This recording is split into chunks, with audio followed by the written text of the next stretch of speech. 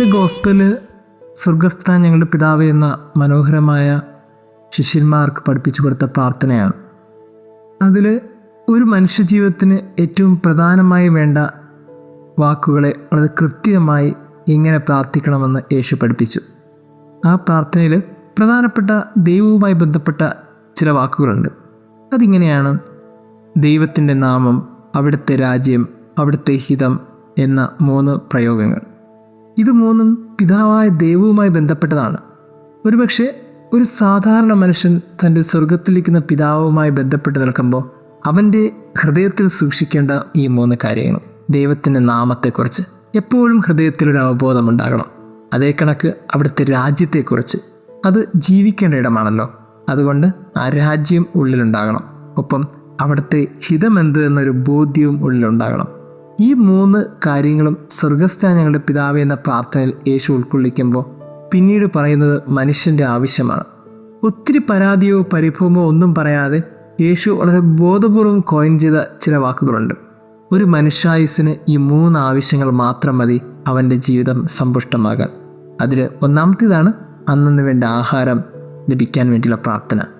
ഓരോ ദിവസവും അതാത് ദിവസത്തെക്കുറിച്ച് ധ്യാനിക്കുവാനും അതാത് ദിവസത്തിൻ്റെ ഒരു സന്തോഷത്തിൽ മാത്രം മുന്നോട്ട് പോകുവാനുള്ള കൃപയ്ക്ക് വേണ്ടിയുള്ള ഓർമ്മപ്പെടുത്തലാണിത്.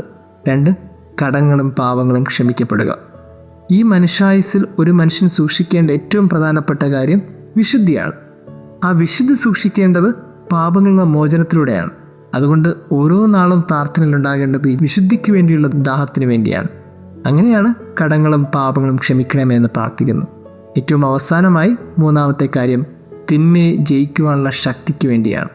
ചുറ്റും തിന്മയുടെ ശക്തികൾ നിൽക്കുമ്പോഴും ശരിയുടെ പാതയിലും നന്മയുടെ പാതയിലും ചരിക്കാൻ എന്നെ അനുഗ്രഹിക്കണമേ എന്ന പ്രാർത്ഥന. അങ്ങനെ പിതാവുമായി ബന്ധപ്പെട്ട കാര്യങ്ങളിൽ 3 വാക്കുകളുണ്ട്. മനുഷ്യജീവിതത്തിൻ്റെ സന്തുലിതാവസ്ഥയ്ക്ക് വേണ്ടിയും 3 വാക്കുകളുണ്ട്. ഈ 6 വാക്കുകളുമാണ് ഒരു മനുഷ്യായുസ്സിന് ഏറ്റവും പ്രധാനമായിട്ടും വേണ്ടത്. പ്രിയമുള്ളവരെ, ഒരു കാര്യം ഓർത്തുകൊള്ളണം. ഈ 6 വാക്കുകൾ കണക്കാണ് ഒരു അന്ത്യവിധിയിൽ പറയാൻ പോകുന്ന ചോദ്യങ്ങളും കണക്ട് ചെയ്യപ്പെട്ടിരിക്കുന്നത്. അന്ത്യവിധിയിൽ എനിക്ക് ദാഹിച്ചുവെന്നും ഞാൻ നഗ്നനായിരുന്നുവെന്നും ഞാൻ പരദേശിയായിരുന്നു എന്നൊക്കെ പറഞ്ഞ് 6 ചോദ്യങ്ങളുമായി ബന്ധപ്പെട്ട് ഒരവസാന വിധി നടത്തുന്ന ഒരു പിതാവായ ദൈവമുണ്ട്.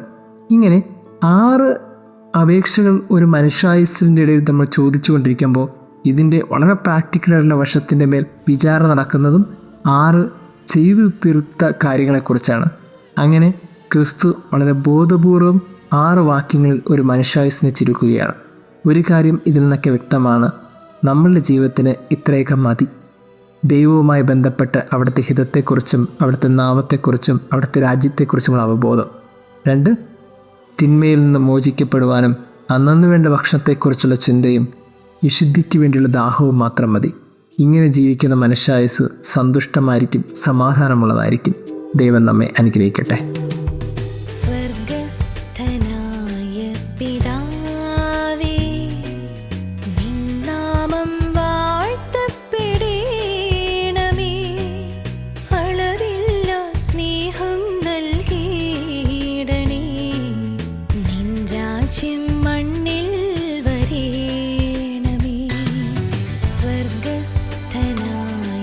പിതാവേ, നിൻ നാമം